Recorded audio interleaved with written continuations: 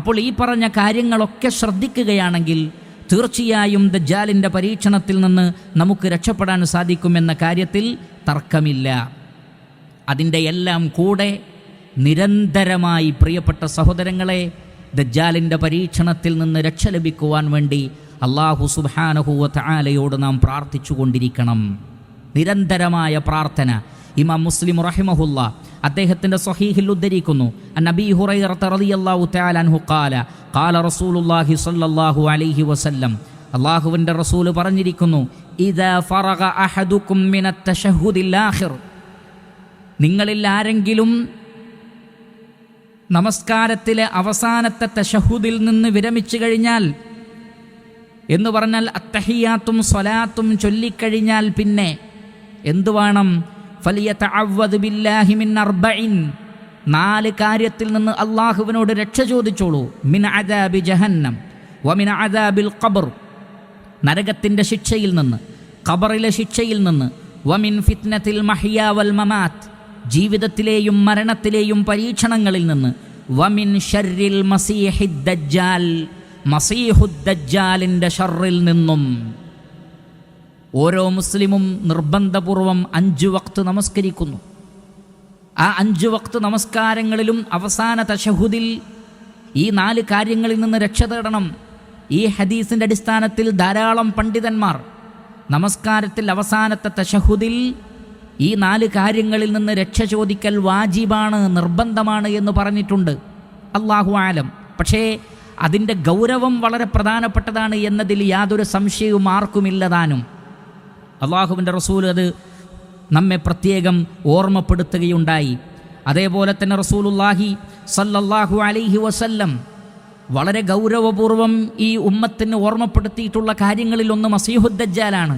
പ്രവാചകനും സ്വഹാബത്തിനെ ഇരുത്തിയിട്ട് ദുആ പഠിപ്പിച്ചു കൊടുത്തിരുന്നു. ഇതാ നിങ്ങൾ ദജ്ജാലിൽ നിന്ന് രക്ഷ ചോദിക്കൂ, അങ്ങനെ പ്രാർത്ഥിക്കൂ.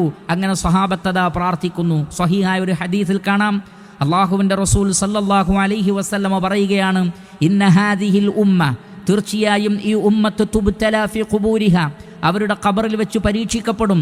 ഫലൗല അൻ തദാഫനൂ ലദഅഉതുല്ലാഹ അൻ യുസ്മിഅകും മിൻ അദാബിൽ ഖബ്രി അല്ലദീ അസ്മഉ മിൻഹു, നിങ്ങൾ ജനങ്ങളെ കബറടക്കുമായിരുന്നില്ലെങ്കിൽ, അതിനെക്കുറിച്ചുള്ള പേടി എനിക്ക് തോന്നിയതുകൊണ്ടാണ്, ഇല്ലെങ്കിൽ ഖബറിലെ ശിക്ഷ നിങ്ങളെ കേൾപ്പിക്കാൻ വേണ്ടി ഞാൻ അള്ളാഹുവിനോട് പ്രാർത്ഥിക്കുമായിരുന്നു. ഖബറിലെ ശിക്ഷ കേട്ടാൽ പിന്നെ മരിച്ചുപോയവരെ ഖബറടക്കാൻ നമുക്ക് തോന്നുകയില്ല എന്നാണ്. ആ നിലക്ക് ഖബറിൽ ശിക്ഷയുണ്ട്. എന്നിട്ട് പ്രവാചകൻ സ്വഹാബത്തിൻ്റെ നേർക്ക് തിരിഞ്ഞിട്ട് പറഞ്ഞു, തഅവ്വദൂ ബില്ലാഹി മിൻ അദാബിന്നാർ, ഒരു ഖബർസ്ഥാനിൽ അതല്ലെങ്കിൽ ഖബറടക്കുന്ന ഒരു സ്ഥലത്ത് വെച്ചാണ് ഈ സംഭവമെന്ന് ഹദീസിൽ നമുക്ക് കാണാം. എന്നിട്ട് പ്രവാചകൻ പറഞ്ഞു, തഅവ്വദൂ ബില്ലാഹി മിൻ അദാബിന്നാർ, നിങ്ങൾ നരകത്തിൽ നിന്ന് അള്ളാഹുവിനോട് രക്ഷ ചോദിക്കണം. അപ്പോൾ ഫഖുൽന, അവർ പറഞ്ഞു, നഊദു ബില്ലാഹി മിൻ അദാബിന്നാർ, ഞങ്ങൾ നരകത്തിൽ നിന്ന് അള്ളാഹുവിനോട് രക്ഷ ചോദിക്കുന്നു. പ്രവാചകൻ പറഞ്ഞു, തഅവ്വദൂ ബില്ലാഹി മിൻ അദാബിൽ ഖബർ, ഖബറിലെ ശിക്ഷയിൽ നിന്ന് രക്ഷ ചോദിക്കൂ. സ്വഹാബത്ത് പറഞ്ഞു, നഊദു ബില്ലാഹി മിൻ അദാബിൽ ഖബർ. വീണ്ടും പ്രവാചകൻ പറഞ്ഞു, തഅവ്വദൂ ബില്ലാഹി മിനൽ ഫിതനി മാ ളഹറ മിൻഹാ വമാ ബതൻ, പ്രത്യക്ഷവും പരോക്ഷവുമായ എല്ലാ പരീക്ഷണത്തിൽ നിന്നും നിങ്ങൾ അള്ളാഹുവിനോട് രക്ഷ ചോദിക്കുന്നു. ഖുൽന, ഞങ്ങൾ പറഞ്ഞു, നഊദു ബില്ലാഹി മിനൽ ഫിതനി മാ ളഹറ മിൻഹാ വമാ ബതൻ, പ്രത്യക്ഷവും പരോക്ഷവുമായ എല്ലാ ഫിത്നയിൽ നിന്നും ഞങ്ങൾ ഇതാ അള്ളാഹുവിനോട് രക്ഷ ചോദിക്കുന്നു. വീണ്ടും പ്രവാചകൻ പറഞ്ഞു, തഅവ്വദൂ ബില്ലാഹി മിൻ ഫിത്നത്തിദ് ദജ്ജാൽ, ദജ്ജാലിൻ്റെ പരീക്ഷണത്തിൽ നിന്ന് നിങ്ങൾ അള്ളാഹുവിനോട് രക്ഷ ചോദിക്കൂ. ഖുൽന, അപ്പോൾ ഞങ്ങൾ പറഞ്ഞു, നഊദു ബില്ലാഹി മിൻ ഫിത്നത്തിദ് ദജ്ജാൽ, ദജ്ജാലിൻ്റെ പരീക്ഷണത്തിൽ നിന്ന് ഞങ്ങളിതാ രക്ഷ ചോദിക്കുന്നു. അപ്പോൾ പ്രവാചകനും സ്വഹാബത്തിനെ ഇരുത്തിയിട്ട് അവരെ കൊണ്ട് ദുആ ചെയ്യിപ്പിക്കുകയാണ്. ചോദിക്കൂ, ഖബറിൽ നിന്ന്, നരകത്തിൽ നിന്ന്, ഫിത്നകളിൽ നിന്നും, മസീഹുദ് ദജ്ജാലിൽ നിന്നും. ഇവിടെ പ്രത്യേകം ശ്രദ്ധിക്കണം, ജീവിതത്തിലെയും മരണത്തിലെയും പരീക്ഷണങ്ങളെക്കുറിച്ച് പറഞ്ഞു, പ്രത്യക്ഷവും പരോക്ഷവുമായ പരീക്ഷണങ്ങളെക്കുറിച്ച് പറഞ്ഞു. ആ പറഞ്ഞതിൽ മതിയാക്കാമായിരുന്നു പ്രവാചകന്. പക്ഷേ അതിൻ്റെ കൂടെ ദജ്ജാലിൻ്റെ പരീക്ഷണം വേറെ തന്നെ എടുത്തു പറഞ്ഞു. നേരത്തെ പറഞ്ഞ പരീക്ഷണത്തിൽ ഉൾപ്പെടുത്താവുന്നതാണ്, പക്ഷേ അത് വേറെ തന്നെ പറയേണ്ടതുണ്ട്. അതുകൊണ്ടാണ് പ്രവാചകൻ അത് വേറെ തന്നെ പറഞ്ഞിട്ടുള്ളത്. അതിലേക്ക് തെളിവ് നൽകുന്നൊരു സൂചന നമുക്ക് കാണാം. ഇമാം ബുഖാരി റഹിമഹുല്ലാ അദ്ദേഹത്തിൻ്റെ സ്വഹീഹിൽ ഉദ്ധരിക്കുന്നു, അൻ മുസ്അബിൻ കാന സഅദുൻ യഅ്മുറു ബിഖംസിൻ, സഅദ് ഇബ്നു അബി വഖാസ് റളിയല്ലാഹു തആല അൻഹു അദ്ദേഹം 5 കാര്യങ്ങൾ കൽപ്പിക്കാറുണ്ടായിരുന്നു. വയദ്കുറുഹുന്ന അനിൻ നബി സല്ലല്ലാഹു അലൈഹി വസല്ലം അന്നഹു കാന യഅ്മുറു ബിഹിന്ന, എന്നിട്ട് അദ്ദേഹം പറയുന്നു, ഇതെൻ്റെ വകയല്ല, അള്ളാഹുവിൻ്റെ റസൂൽ അത് കൽപ്പിച്ചതായിട്ട് ഞങ്ങൾക്ക് അറിയാം. ഏതൊക്കെയാണത്? അല്ലാഹുമ്മ ഇന്നി അഊദു ബിക മിനൽ ബുഖൽ, അള്ളാഹുവെ പിശുക്കിൽ നിന്ന് ഞങ്ങൾ രക്ഷ ചോദിക്കുന്നു. വ അഊദു ബിക മിനൽ ജുബ്ൻ, അതേപോലെ തന്നെ ഭീരുത്വത്തിൽ നിന്ന് ഞങ്ങൾ രക്ഷ ചോദിക്കുന്നു. വ അഊദു ബിക അൻ ഉറദ്ദ ഇലാ അർദലിൽ ഉമർ, പ്രായത്തിൻ്റെ അങ്ങേയറ്റത്തേക്ക് എത്തിക്കപ്പെടുന്നതിൽ നിന്നും ഞങ്ങൾ രക്ഷ ചോദിക്കുന്നു. വ അഊദു ബിക മിൻ ഫിത്നത്തിദ് ദുനിയ, ദുനിയാവിൻ്റെ പരീക്ഷണത്തിൽ നിന്നും. എന്നിട്ട് പറയുന്ന വാചകം ശ്രദ്ധിക്കൂ, യഅനി ഫിത്നത്തദ് ദജ്ജാൽ. ദുനിയാവിൻ്റെ പരീക്ഷണം എന്ന് പറഞ്ഞാൽ ഉദ്ദേശം ദജ്ജാലിൻ്റെ പരീക്ഷണമാണ്. വ അഊദു ബിക മിൻ അദാബിൽ ഖബർ, ഖബറിലെ ശിക്ഷയിൽ നിന്നും ഞങ്ങൾ രക്ഷ ചോദിക്കുന്നു. അപ്പോൾ ഇവിടെ സ്വഹാബികൾ ദുനിയാവിലെ പരീക്ഷണത്തിൻ്റെ പര്യായമായി പറഞ്ഞിട്ടുള്ളതാണെന്ത്?